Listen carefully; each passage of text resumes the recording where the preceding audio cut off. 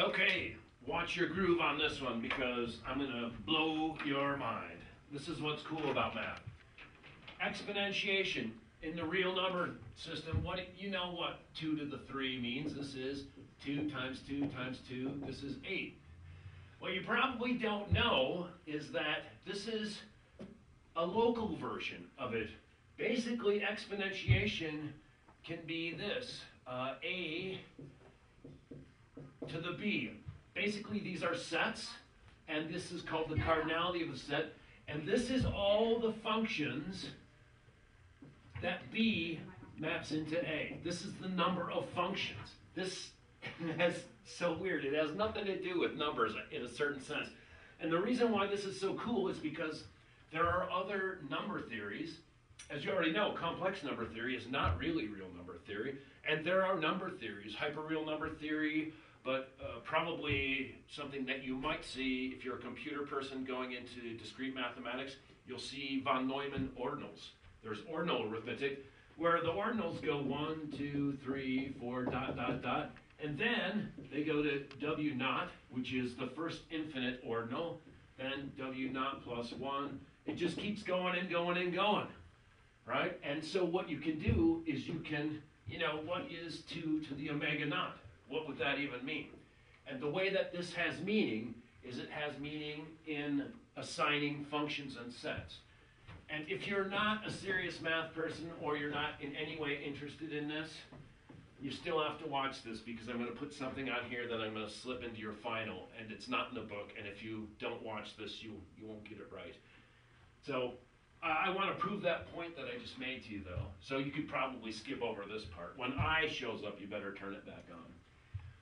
Let's see. So we said that 2 to the 3 is equal to 8. Let's do this. Let's let, so we're going to have a set. What did I have? B to the A? I forget. No, it was A to the B. So I did this, A to the B. So we're going to let A equal the set of 1 and 2. And we're going to let B equal the set of 1, 2, and 3. So basically, here's this notation which you should be well versed in. This is going to be B. This is A. 1, 2, 3, 1, 2. This is a map, a function.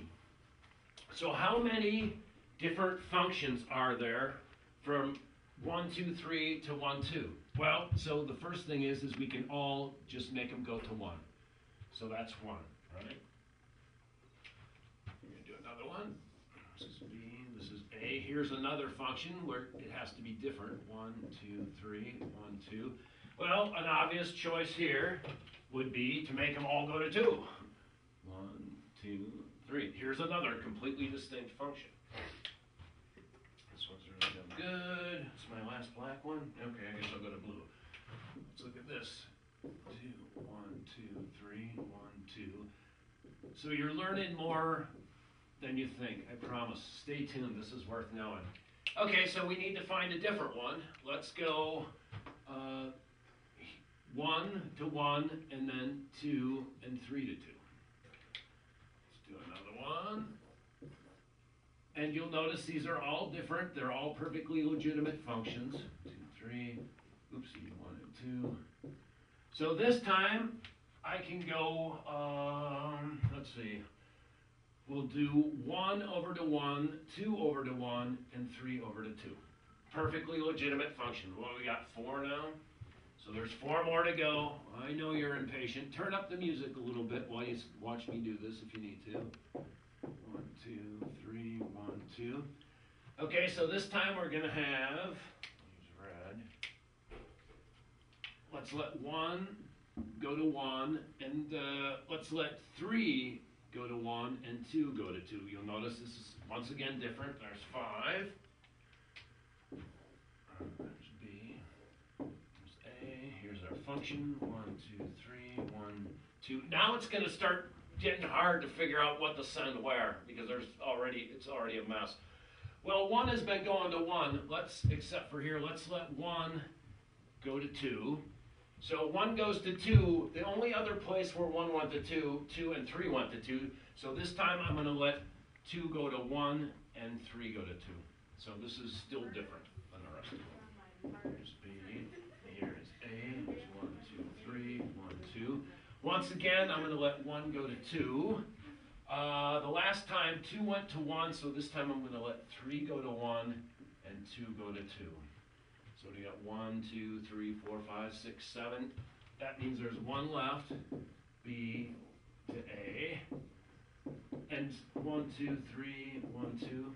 Let's see. Trust me, this small example isn't too hard to work, but when they get bigger, it can be a real problem. So what do we got? I got 1 going to 2, and 2 going to 1, 1 going to 2, and 2 going to 2.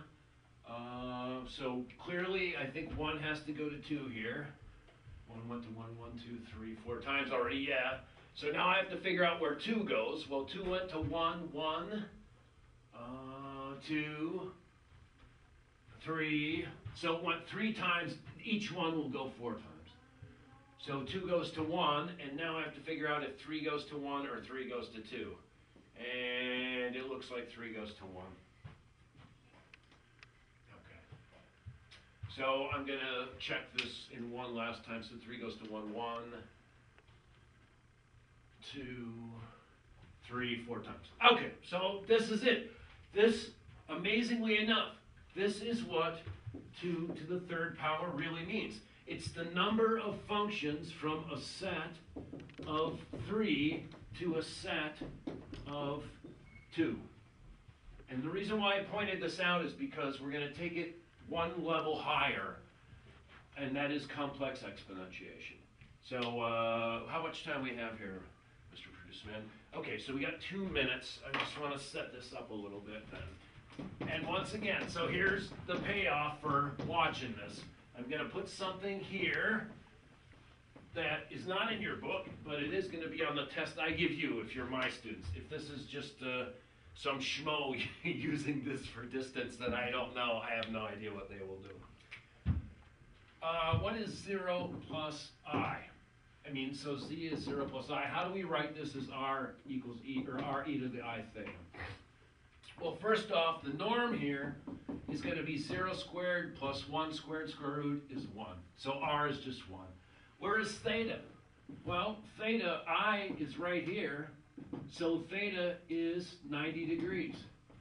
So, wonderfully enough, we can write r as e to the I pi over 2. Check that out. We will be back.